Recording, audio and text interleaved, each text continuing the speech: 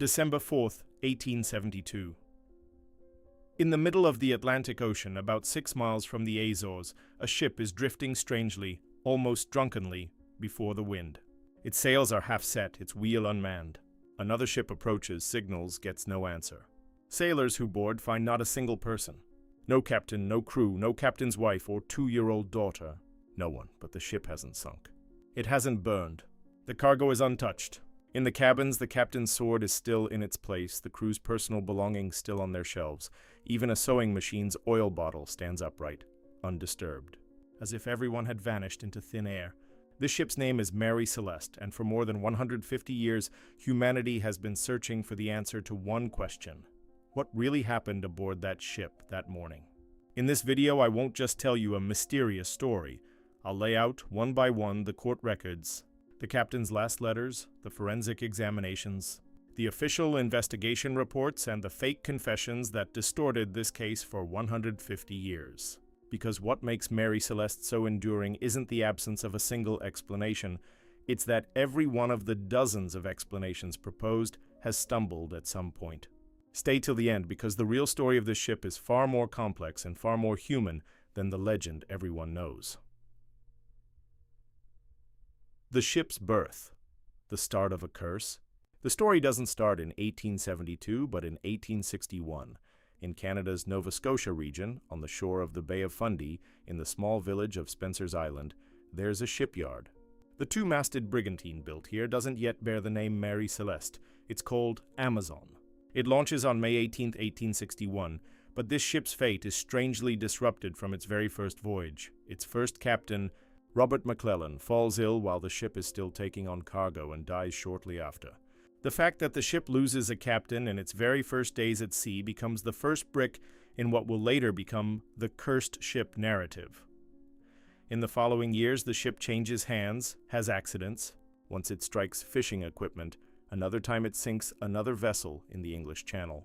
In 1867, it's caught in a storm off Cape Breton Island and runs aground, suffering damage so severe that its owners abandon it entirely. This wreck changes hands like scrap, eventually landing with an American sailor named Richard Haynes.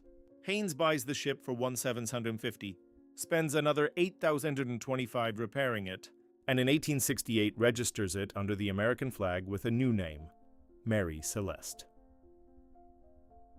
This rebirth story matters, because one of the elements that later feeds the cursed ship legend is exactly this. A ship rebuilt from a wreck, renamed, passing through captain after captain, and changing hands several times over the years. Haynes can't even hold on to the ship for a full year before losing it to his creditors. The ship is sold to a New York consortium headed by James Winchester. Over the next 3 years, the ownership structure changes repeatedly, but Winchester keeps the largest share each time. During this period, there's almost no record of exactly where the ship sailed, as if the ship were quietly waiting for its real story to begin in 1872. At the start of 1872, the ship undergoes a major refit. This $10,000 project increases its length, width, and depth, adds a second deck, and replaces much of its timber. By the end of this refit, the ship's carrying capacity has nearly doubled. On October 29, 1872, the consortium's share distribution is finalized. Winchester holds the largest stake with 6 shares, 2 small investors hold 1 share each, and the remaining 4 shares belong to the ship's new captain, Benjamin Briggs. So Briggs isn't just an employee on this ship, he's also a shareholder, tying his own future, quite literally, to this ship's success. And it's in this newly refitted state that the ship sets out on the voyage that will make it famous. Captain Briggs and his family. Now let's get to the main character, Captain Benjamin Briggs. Born in Massachusetts in 1835 into a seafaring family, 4 of his 5 siblings went to sea, 2 became captains. Benjamin is known as a devout man, a regular Bible reader who raised his voice at prayer meetings. In 1862, he marries his cousin Sarah Elizabeth Cobb, spending their honeymoon aboard his own ship in the Mediterranean. They have 2 children, Arthur and little Sophia. In October 1872, Briggs takes command for the first voyage of the newly refitted Mary Celeste. The route from New York to Genoa, Italy, carrying a cargo of 1,701 barrels of pure alcohol.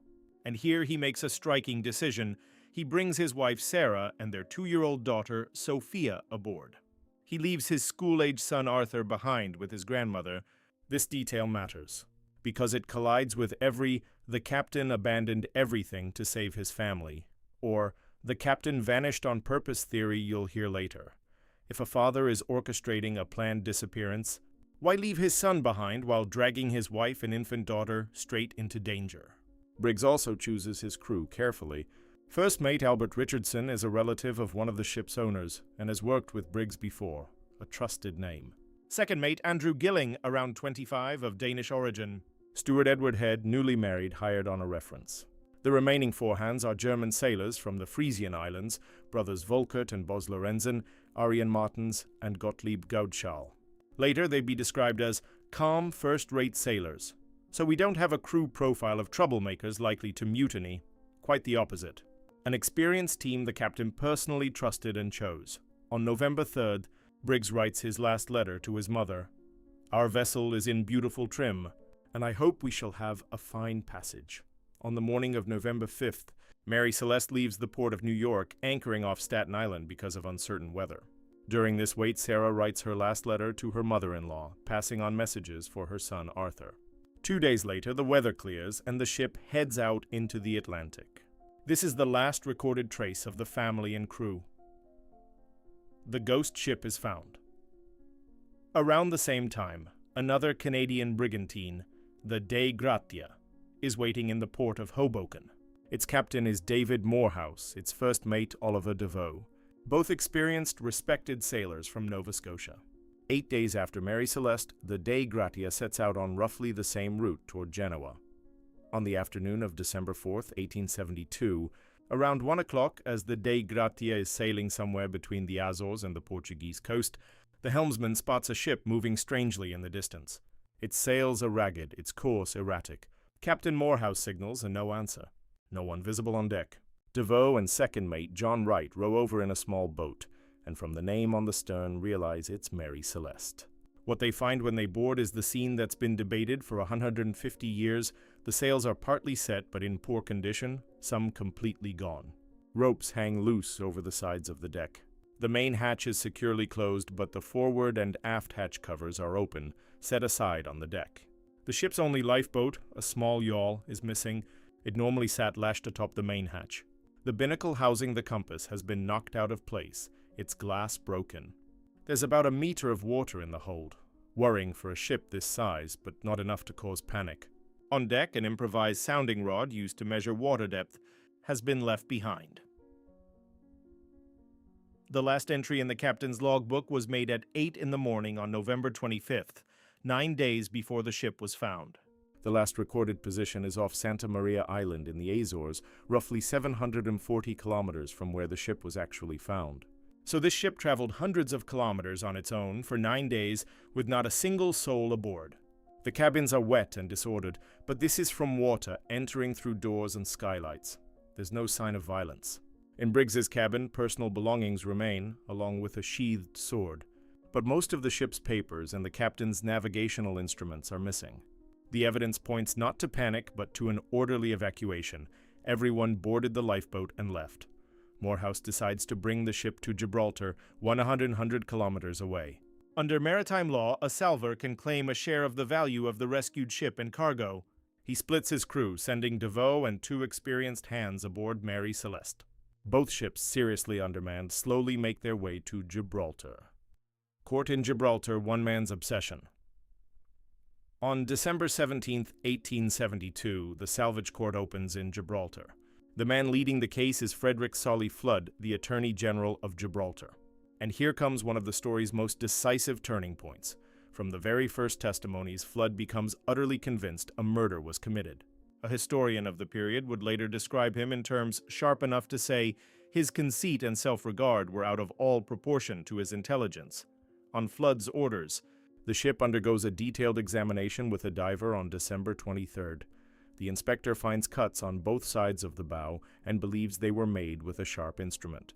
He also reports that there may be blood on the captain's sword. A group of Royal Navy captains supports this view, noting that some stains on deck could be blood. and that one mark resembled a deep axe cut. With these findings, Flood sends his official opinion to the Board of Trade in London that the crew got into the alcohol, murdered the Briggs family and the officers in a drunken frenzy, cut the bow to fake a collision, then fled in the lifeboat to an unknown fate. He even suspects Morehouse and his crew of hiding something, that the ship was actually abandoned farther east and that the logbook was falsified. In his view, it simply wasn't possible for an unmanned ship to travel this far. Ship owner James Winchester comes to Gibraltar, but Flood demands a $15,000 bond from him, an amount Winchester can't pay. Winchester learns that Flood even suspects him of conspiracy, that Winchester knowingly hired a crew that would murder Briggs and the officers. In a heated verbal confrontation on January 29th, Winchester testifies to Briggs's high character, arguing he would only abandon the ship as an absolute last resort. And right here, Flood's entire murder theory collapses. Scientific analysis of the stains on the sword and around the ship shows they aren't blood.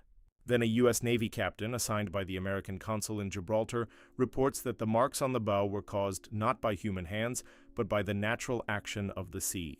With nothing concrete left, Flood is forced on February 25th to release the ship from the court's jurisdiction. On April 8th, the salvage award is announced, £1,700, roughly one-fifth of the total value of the ship and cargo. This is far below expectations. Some experts believe, given the risk taken during the salvage, the award should have been 2 or even 3 times higher.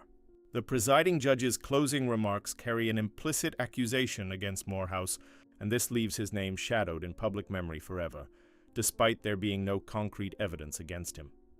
Consider what Flood actually had: cuts on the bow, stains on deck, and a belief that an unmanned ship couldn't have traveled that far. That's it. No body, no confession, no consistent motive. And yet for months, one man's personal obsession gained enough power to drive a ship owner toward ruin and permanently tarnish a captain's name. This is a lesson as striking as the case itself.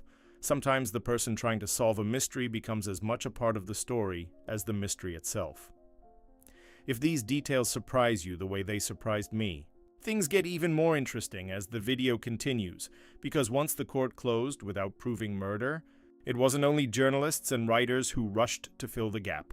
Fake survivor stories presenting themselves as real confessions made it into the headlines of serious newspapers for decades. We'll get to those shortly. But first, let's look at the question the court couldn't answer, through the possible natural and physical explanations. If not murder, then what? The court couldn't prove murder, but suspicion never fully dissipated. Some newspapers suggested insurance fraud, claiming Winchester had overinsured the ship. But insurance companies never opened an investigation, and Winchester denied the claims. In 1931, a magazine claimed Morehouse had ambushed Mary Celeste and killed the crew after luring them onto his own ship. But this theory ignores a simple fact. The Dei Gratia left New York 8 days after Mary Celeste and was a slower ship, physically incapable of catching up. Another theory suggests Briggs and Morehouse conspired to split the salvage money. But there's no evidence the two captains were even friends, and if this were fraud, why stage such a conspicuous, mysterious scene? Moreover, if Briggs had planned to disappear forever, why would he leave his son Arthur behind? Piracy is another possibility. Riff pirates were indeed active off the Moroccan coast in the 1870s, but pirates would have looted valuable personal belongings. Instead, the captain's sword and the crew's possessions were all found in place. In 1925, a historian claimed Briggs had a religious fit of madness, killed everyone and then himself. But after later speaking with Briggs's descendants, he apologized and retracted the theory. The hand of nature? So is the answer hidden in nature? Almost all researchers agree on one point. For an entire crew to abandon a sound ship with adequate provisions, something extremely alarming, something extraordinary must have happened. DeVoe himself proposed a theory, considering the sounding rod found on deck. Perhaps a pump malfunction had given Briggs the false impression the ship was taking on water rapidly. A powerful water spout could also explain the scene. The low pressure created by a water spout could have forced bilge water up toward the pumps, making the crew believe there was far more water in the ship than there actually was. Other natural explanations proposed include icebergs, fear of running aground in shallow water, and undersea earthquakes, though an iceberg drifting this far south is hydrographically unlikely, and other ships would have spotted it too. Another theory suggests the ship drifted in calm weather toward a coral reef, that Briggs lowered the lifeboat hoping to reach land, and that the wind then carried the ship away from the reef while the lifeboat sank. But if the ship were drifting in calm weather, the crew would have set every sail to catch the wind. Instead, many sails were found furled when the ship was discovered. The explosion theory and modern experiments. One of the most widely accepted theories concerns an explosion of alcohol vapor. In 1910, an insurance surveyor drew attention to logbook entries noting rumbling and small popping sounds coming from the hold. According to the theory, a larger explosion occurred. Someone descending into the hold with an open flame ignited the vapor, and this caused the hatch cover to pop off in a strange way. The panicked captain, his family, and the crew may have piled into the single lifeboat, cut the line, and abandoned ship. But the biggest objection to this theory was always, there was no trace of fire, no explosion damage anywhere on the ship. In 2006, a scientific answer to this problem was sought. Chemist Andrea Sella, filming a documentary for Channel 5, built a miniature model of the hold, represented the barrels with cardboard boxes, and produced an explosion using butane gas. The result was surprising. An impressive wave of flame formed, but the air behind it remained relatively cool. No soot, no scorch marks. In other words, an alcohol vapor explosion could have been violent enough to terrify the crew while leaving no trace in the hold. In 2026, two chemists at the University of Manchester refined this experiment further, using wood instead of cardboard and ethanol instead of butane to build a model closer to real conditions, and reached a similar conclusion. A fast, trace-free ethanol vapor explosion could have driven the crew to abandon ship in fear. The legend grows, fake confessions and fabricated stories. Once the court failed to solve it, imagination took over. In 1883, the Los Angeles Times retold the story with entirely fabricated details. A fire burning in the galley, lunch still on the table, none of it true. In 1906, a magazine wrote that the ship had drifted 2,600 kilometers south of its actual location, off the Cape Verde Islands, and mentioned live chickens. All of it false, but the most influential and most misleading. Account came in 1884 from a 25-year-old ship's doctor named Arthur Conan Doyle. In his fictional story, J. Habakkuk Jeffson's statement, he named the ship Mary Celeste. Yes, this fictional piece is the source of that misspelling still common today. He changed the captain's name, moved the event to 1873, and added a fictional character who hated people of other races, along with a magical talisman. Doyle never expected the story to be taken seriously, but it was so convincing that the American consul in Gibraltar at the time felt compelled to ask whether it was true. In 1904, a magazine suggested the entire crew had been snatched one by a giant octopus or squid. Giant squid, Architeuthis ducks, can indeed reach 15 meters and are known to attack ships. But a squid couldn't have carried off the lifeboat and the captain's navigational instruments. In 1913, the Strand magazine published the supposed survivor testimony of a man calling himself the ship's steward. Abel Fosdick. The crew had gathered on a makeshift platform to watch a swimming race. The platform collapsed, everyone drowned or was eaten by sharks. Only he survived. But the story contained such basic errors, they even got the captain's name wrong, that its credibility collapsed quickly. In the 1920s, Irish writer Lawrence Keating invented a fake survivor named John Pemberton, spinning a tale full of murder, madness, and conspiracy. It was crafted skillfully enough that the New York Herald Tribune accepted it without question in 1926. In 1924, a newspaper published a testimony claiming Briggs and his crew had actually looted an abandoned steamer, split the gold and silver from its safe, and fled to Spain. No such person even appeared on the recorded crew list. And of course, the paranormal theories, links to the pyramids, to the lost continent of Atlantis, association with the Bermuda Triangle, even though Mary Celeste was abandoned in a completely different area, entirely outside that triangle, and naturally, alien abduction fantasies. The ship's real end, another fraud. So what happened to Mary Celeste itself? After being released from Gibraltar, the ship sailed to Genoa, then returned to New York, but it could never shake its cursed ship reputation. It rotted at the docks, a ship no one wanted.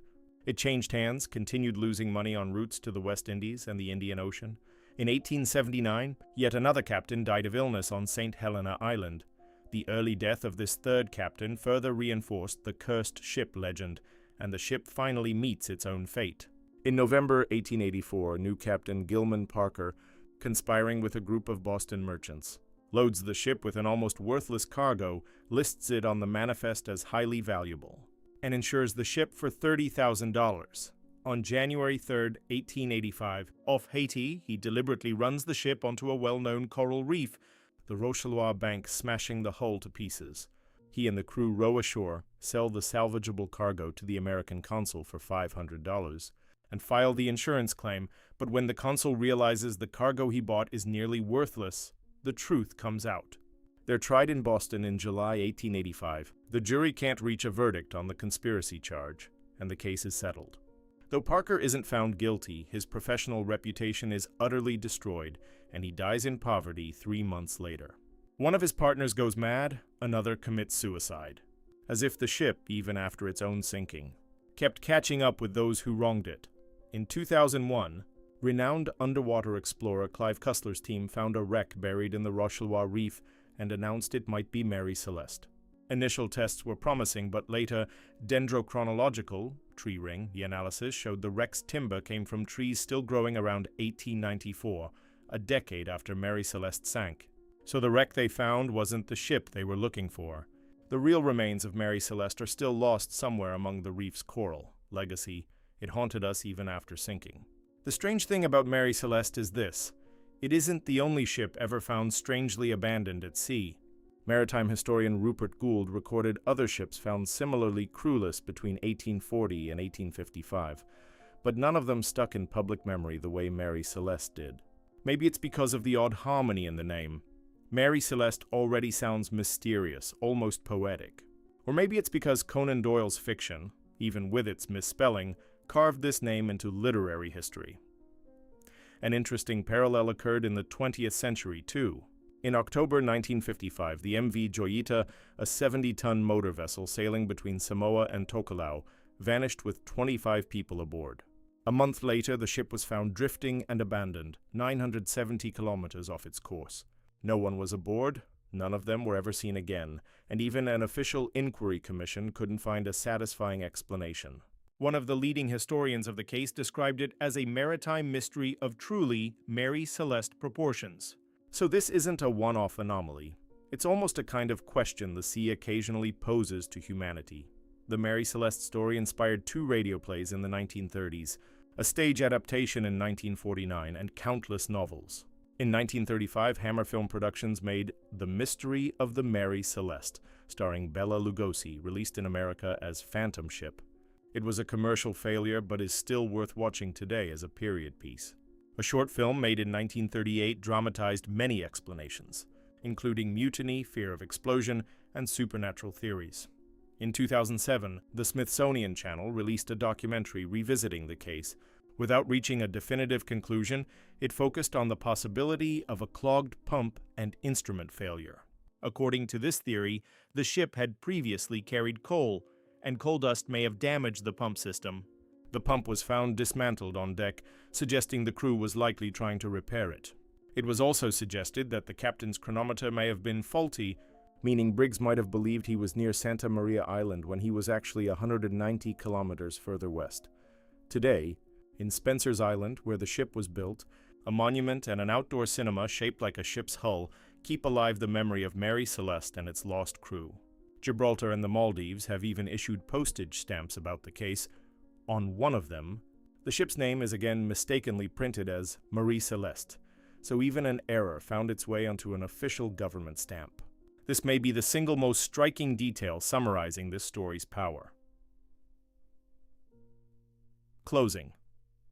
For more than 150 years, people have imposed an answer onto Mary Celeste: murder, piracy, fraud, a giant squid, a fanatic with a talisman, aliens. But the truth is that the most solid evidence we have, court records, forensic examinations, scientific tests, has, one by one, disproven nearly all these theories. What remains is a strange but plausible set of possibilities. Perhaps a pump malfunction, perhaps a waterspout, perhaps a trace-free alcohol vapor, explosion in the hold, any of which could have created a moment terrifying enough to convince an experienced captain to pile his family-entrusted crew into a single lifeboat and abandon a perfectly sound ship. And perhaps what this story really teaches us isn't about a mysterious murder, but about how the human mind behaves in the face of uncertainty. When there's no evidence, imagination takes over, and when imagination is convincing enough, fiction takes the place of fact. Doyle's fiction is still why the ship is often called Mary Celeste today. A fake survivor testimony still made it, onto the front page of a major newspaper, maybe. The real mystery isn't what happened on that ship's deck that November morning, it's what we've been willing to believe. For a century and a half to fill that void, Mary Celeste is still out there somewhere in the sea, unanswered, just as it was the moment it was found. And maybe the power of some stories comes exactly from the fact that they never truly end. Think about it for a moment. Today we have court records, forensic reports, even the experiments of chemists still trying to restage this event 150 years later. So this isn't a case where the evidence was hidden. Quite the opposite. It's a case where evidence is abundant, but none of it is sufficient on its own. And maybe that's what's truly fascinating. Sometimes the truth isn't hidden by some secret hand. It simply gets lost within the natural limits of human memory, the sea, and time. Remember that line from Captain Briggs's last letter, "I hope we shall have a fine passage." That hope became one of the most enduring maritime mysteries in history. If this case fascinated you the way it fascinated me, I'll keep exploring similar real mysteries on this channel.